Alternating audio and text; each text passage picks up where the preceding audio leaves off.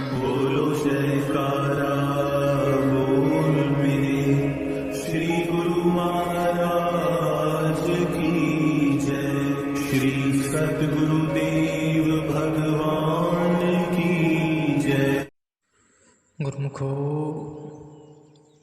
संत महापुरुष आदिकाल से चली आ रही परंपरा को अपनाते हैं। वे सर्वगुण संपन्न होते हुए भी मर्यादा में सब काम करते हैं। अन्य महापुरुषों की भांति आप श्री स्वामी जी, श्री चौथी पातशाही जी महाराज ने भी उसी रीति को ही अपनाया, क्योंकि गुरुवाणी में भी यही उपदेश है कि धुरी खस्मे का हुक्म भई, बिनु सतगुण चेतई न जाई। सतगुरु की प्राप्ति के बिना ज्ञान नहीं होता, यही धुर का संदेश है।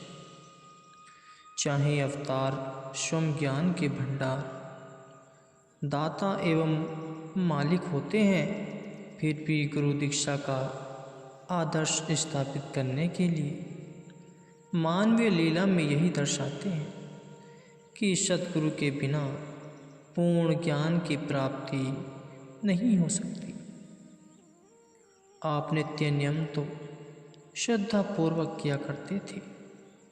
समय के पाबंद रहना आपका मुख्य धर्म था, जिसे आपने पूर्णतया निभाया।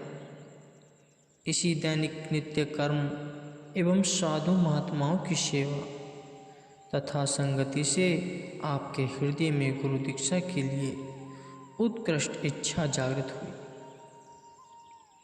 आप प्राय सभी आने जाने वाले साधु महात्माओं को कहा करते थे कि अभी हमें पूर्ण शांति का अभाव खटकता है। ऐसे ही समय पाकर वह स्वर्ण अवसर आ ही गया कि एक बार श्री परमहंस सतगुरु जी दूसरी पातशाही जी लक्की मरवत में भक्त साहिब राम जी के घर विराजमान थे। लक्की मरवत शहर के समीप वह दूर की संगति श्री दर्शन के लिए आ रही थी। श्री अमृत चरणों का रसपान करते हुए श्रद्धा और प्रेम की निर्मल भावनाएं उनके दिलों में लहरों के समान लिहोरे ले रही थी। जो भी प्रेमी श्रद्धा प्रेम से भी श्री सद्गुरुदेव महाराज जी श्री दूसरे पातशाही जी को अपना गृह पवित्र करने हेतु श्री चरणों में विनय करता, तो श्री सद्गुरुदेव महाराज जी भी बड़े ही प्रेम से उस श्रद्धालु प्रेमी की विनय को स्वीकार कर लेते थे और दिन के ही समय उस प्रेमी के गृह को पवित्र करते। वहाँ अमृत प्रवचन तथा सत्संग उपदेश से अधिकारी तथा संस्कारी आत्माएं अत्यधिक लाभ प्राप्त करती। श्री सद्गुरुदेव महाराज जी श्री दूसरी पातशाही जी के आगमन का समय समाचार संपूर्ण लक्की मरवत में फैल गया। इस स्वर्ण अवसर का संदेश पाकर श्री स्वामी जी श्री चौथी पातशाही जी के घर तक भी पहुंचा। आप उस समय दुकान पर गए हुए थे। पूज्य माता जी आपसे पूछे बिना कोई काम न करती थी। वे इसी प्रतीक्षा में थी कि कब आप आएं और माता जी आपसे पूछकर श्री सद्गुरुदेव महाराज जी को गृह पवित्र करने के लिए विनय करें। उस दिन अचानक दोपहर को काम दुकान का अधिक होने के कारण आप घर न आए। माता जी आपके आगमन की राह में नयन लगाए घड़ियाँ गिन रही थी। रात्रि समय घर आकर अभी आपने भोजन भी नहीं किया था कि माता जी दिन भर की उत्कृष्टता को अधिक देर तक रोक न सकी। और आपके सम्मुख यह विचार प्रकट कर ही दिया कि श्री सद्गुरुदेव महाराज जी ने भक्त साहिब राम जी के घर कृपा फरमाई है। आप भी गृह पवित्र करने के लिए विनय करें। आपके हृदय में एक नई उमंग जाग उठी। अंदर ही अंदर चित्त हर्ष में झूम उठा, जैसे किसी ने हार्दिक अभिलाषा के पूर्ण होने का संदेश दिया। माता जी को उत्तर दिया कि आप महात्मा पुरुषों को पहले ही घर क्यों न ले आए? क्या हमने संत सत्पुरुषों के लिए कभी मना किया है? लो, हम अभी जाते हैं। इतना कहकर आप बिना भोजन किए ही भक्त साहिब राम जी के घर की ओर चल दिए। कितनी विचित्र लीला है प्रकृति की। कभी ऐसी प्रियतम की मिलन की चाह में तड़पता है, तो कभी प्रियतम प्रेमी के पास चलकर आते हैं। रास्ते में आपके दिल में एक विचित्र प्रकार के आनंद की लहरें तरंगित होने लगी। आप मन ही मन सोचने लगे, पहले भी तो कई बार साधु संतों को गृह पवित्र करने के लिए विनय कर चुके, किंतु तब तो कभी ऐसी हृदय में उल्लास न हुआ। आज तो न जाने मन में क्या हो रहा है। ऐसा प्रतीत हो रहा है जैसे कोई खोई हुई निधि मिलना चाहती हो। आप भक्त जी के घर पहुँचे।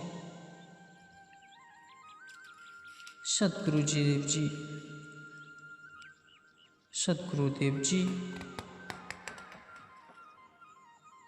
महाराज जी श्री दूसरी पातशाही जी वहाँ सत्संग उपदेश कर रहे थे। उनके श्री दर्शन से ही आपका दिल अपना न रहा। श्री अमृत प्रवचन सुनते ही तन बदन की शुद्धि भी भूल गए।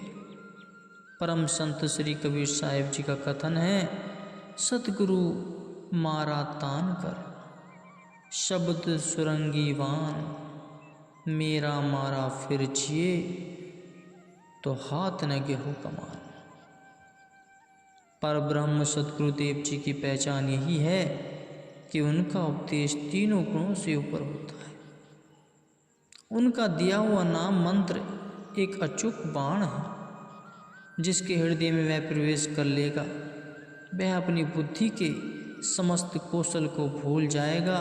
अपनी आत्मा के साथ साथ करने में उसे कोई कठिनाई न होगी। यह 100% निश्चित है।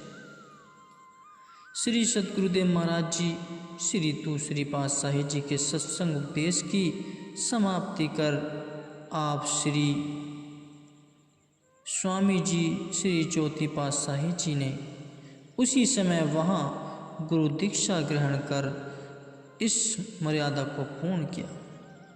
नाम दीक्षा प्राप्त करते ही जैसे एक दीपक से दूसरा दीपक उसी ज्योति को अपने में भर लेता है, वैसे ही आपकी दशा श्री सद्गुरुदेव महाराज जी के शुभ सहयोग से हुई। श्री सद्गुरुदेव महाराज जी श्री दूसरी पातशाही जी आपने परम प्रिय अनन्य शिष्य को पाकर मन ही मन प्रसन्न हो रहे थे। उनकी साधना भी कई उमंगों के हार पीरो रही थी। भक्ति पद पर दृढ़ कदम रखकर चलने वाले अलौकिक शिष्य को पाकर श्री परमहंस दयाल जी श्री पहली पातशाही जी की मौज को साकार होता देख उनकी प्रसन्नता की सीमा न थी। उन्होंने आपको एक दृष्टि में निहाल कर दिया, क्योंकि संत महापुरुषों में यह विशेष गुण है कि पारस में अरु संत में बड़ो अंतरो जान, वह लोहा कंचन करे, ये कर ले आप समान। पारस एक पत्थर है जो लोहे से छूकर जाए तो लोहा सोना बन जाता है, और संत महापुरुषों में अत्यधिक भेद होता है। पारस यदि लोहे को छू जाए तो उसे सोना अवश्य बना देता है, परंतु उसे अपना रूप पारस नहीं बना सकता। संत महापुरुषों की संगति में यह विशेष गुण होता है। कि जो जीव उनकी पावन संगति श्रद्धा विभोर होकर करते हैं वे उन्हें अपना ही रूप बना लेते हैं। संस्कारी और अधिकारी आत्मा ही ऐसी बनने में समर्थ होती है। श्री सद्गुरुदेव महाराज जी श्री दूसरी पातशाही जी के श्री दर्शनों ने ही आपके हृदय में मालिक के प्रेम की वह लटक जगा दी, जिसके लगते ही आपने समस्त संसार को भुला दिया। आपने नाम दीक्षा लेकर श्री चरणों में ग्रह पवित्र करने के लिए विनय की। आपकी विनय को स्वीकार कर श्री सद्गुरुदेव महाराज जी ने आपके घर कृपा की। माता जी व घर के अन्य सदस्य तो आपके बदले हुए रंग ढंग को देखकर चकित रह गए।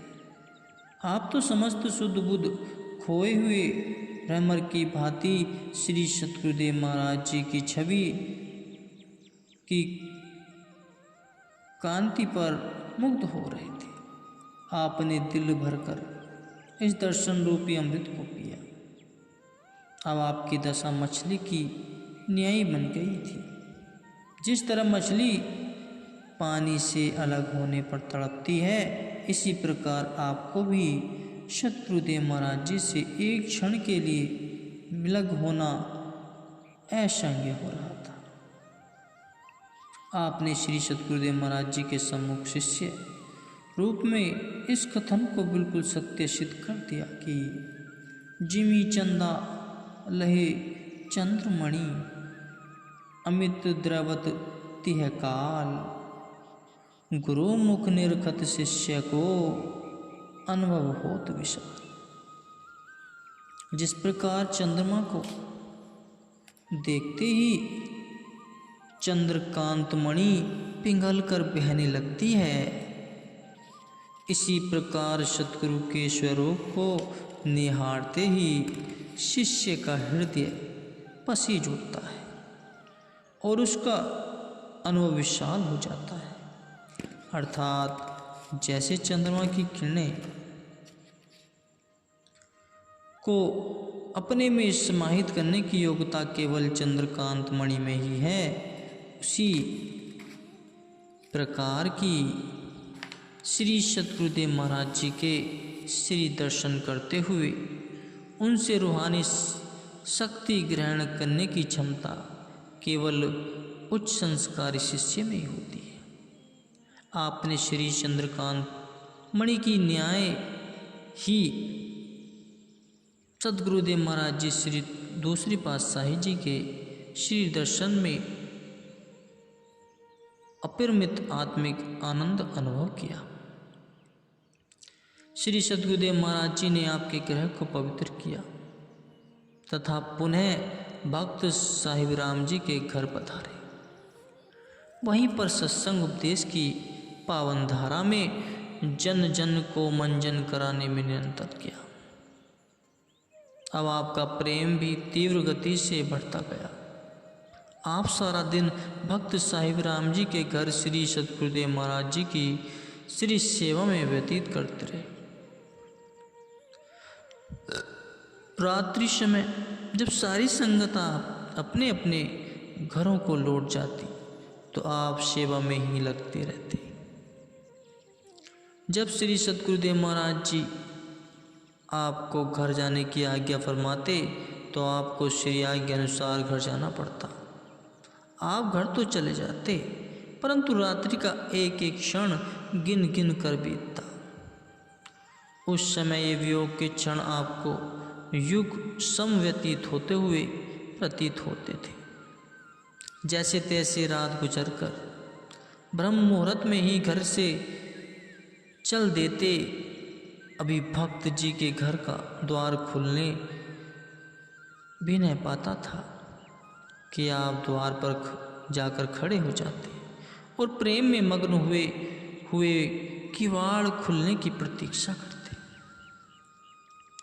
श्री सद्गुरु जी श्री तीसरे पातशाही जी महाराज से आपका अत्यधिक प्रेम था। वे भी इसी लक की मरवत में ही अवतरित हुए थे। तथा श्री सतगुरुदेव महाराज जी श्री दूसरी पातशाही जी के श्री चरणों में उनका अनन्य अनुराग था। भक्त साहिब राम जी भी उच्च कोटि के प्रेमियों में से थे। अतः आप तीनों श्री भक्त साहिब राम जी परस्पर मिलते तो प्रेम के समुद्र में मानो बाढ़ आ जाती, जिसकी लहरें एक दूसरे से आगे बढ़ना चाहती हैं। अतः जब तक श्री सतगुरुदेव महाराज जी श्री दूसरी पातशाही जी भक्त साहिब राम जी के घर विराजमान रहते, आप तीनों मिलकर श्री सतगुरुदेव महाराज जी की सेवा बड़े प्रेम, श्रद्धा एवं लगन से करते रहते। श्री सतगुरुदेव महाराज जी इस बार भी कुछ दिन लक्की मरवत में विराजमान रहे। श्री अमृत प्रवचन, श्री सुमजुल दर्शन तथा पावन संगति की त्रिवेणी में सबको मंजन कराते रहे और आपके श्री स्वामी जी श्री चौथी पातशाही जी के बदलते हुए रंग ढंग को देखते रहे। आपको भी संसार की ओर से सर्वदा उपरमता हो गई और श्री चरणों में आपने अगाध प्रेम का संबंध जोड़ दिया। आप अधिक रात्रि गए तक श्री चरणों में बैठे रहते। लंगर आदि की सेवा तथा श्री चरणों की निजी सेवा, ये सब आप बड़े हित चित्त से करते। श्री सतगुरुदेव महाराज जी ने कुछ दिन यहाँ रहकर पुनः बन्नू एवं अन्य स्थानों पर सत्संग प्रचार करने के लिए प्रस्थान किया। आप अब घर के कार्य व्यवहार को भूल गए।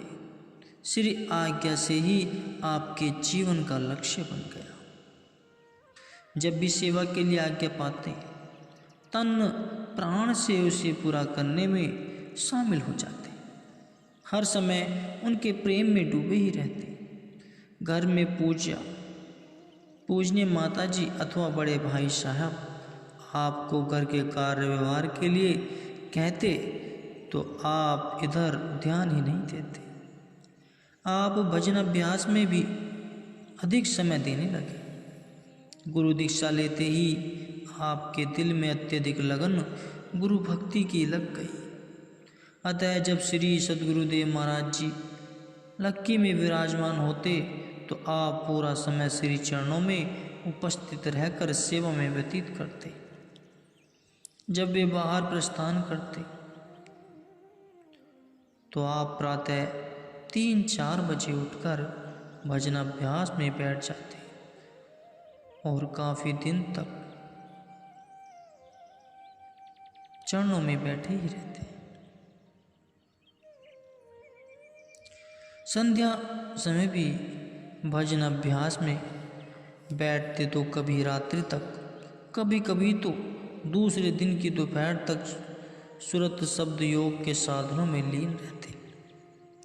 भजन अभ्यास के बिना आपको भोजन भी अच्छा न लगता था। जब जब भी श्री सतगुरुदेव महाराज जी लक्की मरवत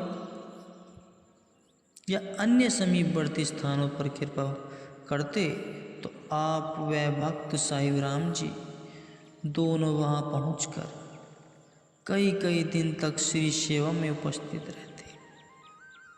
जब वहाँ से लौटते तो पहले से भी अधिक भजन अभ्यास में संलग्न हो जाते। इस प्रकार के नियम अनुसार 1 वर्ष व्यतीत हो गया। एक दिन आपने भक्त जी को कहा कि भजन अभ्यास के लिए कोई एकांत स्थान होना चाहिए। घर में स्थान ठीक रूप से नहीं होता। एकांत स्थान में जब तक इच्छा हो अभ्यास में बैठे रहे।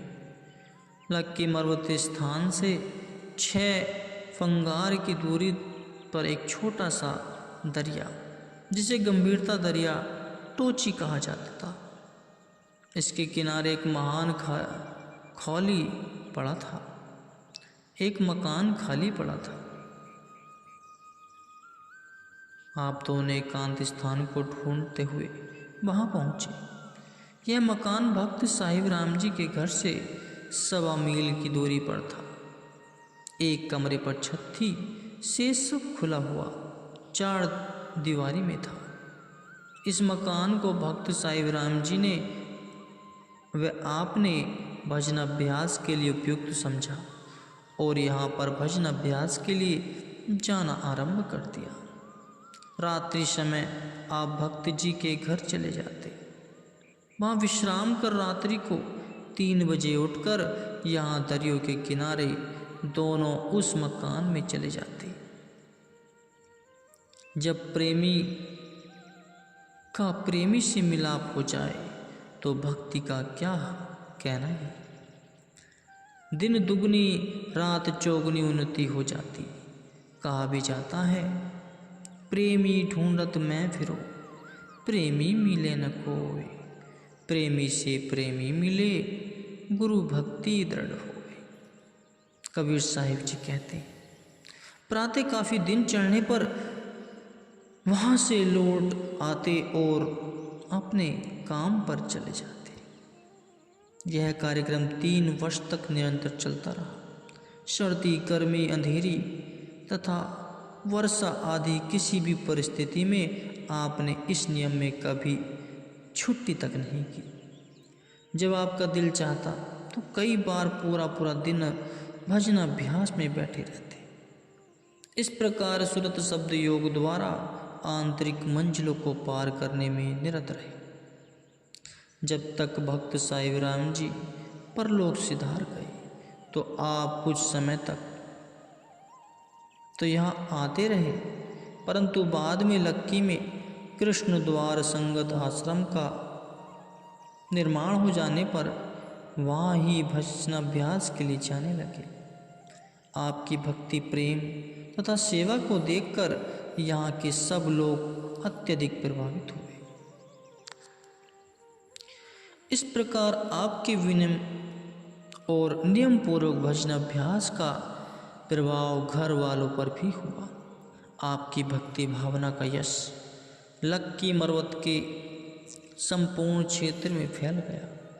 लोग आपको भक्त जी के शुभ नाम से पुकारने लगे। जब भक्त साहिब राम जी परलोक सिधार गए तो उसके पश्चात किसी सेवक ने श्री सतगुरुदेव महाराज जी, श्री दूसरे पातशाही जी के श्री चरणों में विनय की कि प्रभु, भक्त साहिब राम जी दरबार की सेवा तक तन मन धन व हित चित्त से किया करते थे, वह सेवा अब कौन करेगा।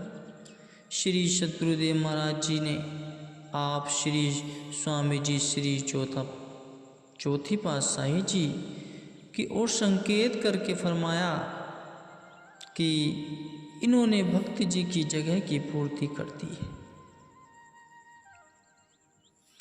आप कुछ समय तो भक्त साहिब राम जी के उनके जीवित रहते हुए घर जाते रहे। वे परस्पर दोनों ही श्री सतगुरुदेव महाराज जी के पावन यश तथा गुणानुवादों एवं मनोहारी लीलाओं को स्मरण कर आनंदित होते। जब श्री सतगुरुदेव महाराज जी ने जन कल्याण हेतु लक्की मरवत में आश्रम स्थापित करवाया, जो कि शुभ कृष्ण द्वार के नाम से विख्यात था, तब आप वहां जाकर अधिक समय सेवा तथा भजनाभ्यास में व्यतीत करने लगे। अब आपने कभी 8वें दिन, कभी 7वें दिन अपने घर जाने का नियम बना लिया। कभी कभी तो 1-2 महीने में 1 आध बार भी मुश्किल घर जाते। आपके घर वालों ने जब आपका यह नियम देखा कि आप तो घर ही की ओर से बिल्कुल उदासीन होते जा रहे हैं, तब आपके भाई साहब ने आपको एक बार एकांत में इतना ही कहा, आप दुकान का कार्य न छोड़ें, धन से दरबार की सेवा कीजिए। आपने उत्तर दिया, जब तन मन धन सतगुरु के अर्पण पर गुरु दीक्षा ले ली तो अब शेष अपने पास क्या रहा जिसे संसार की ओर लगाए। उनकी श्री आज्ञा व प्रसन्नता ही जीवन का लक्ष्य है, उसी में ही तन मन धन लगाना है। मेरा तो यही दृढ़ निश्चय है। आपने ऐसा ही किया।